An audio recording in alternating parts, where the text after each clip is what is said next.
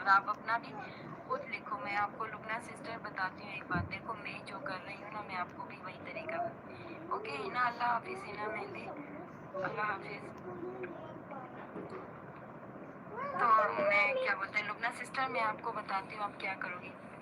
आप एक बच्चे, अगर आपकी मैरिड हो, आपके बच्चे हैं, कुछ भी है, घर में काफ़ी एक्स्ट्रा होती है, आप एक नोटबुक ले लो, उसमें आप लाइन्स डालो ना, एक पेज पर, एक पर सब सिस्टर के नाम लिखो, और आप जिनके पास जा रही हो ना, जैसे अब आप मेरे पास आई हो, दरबशर अभी क्या क्या आप लिख दो।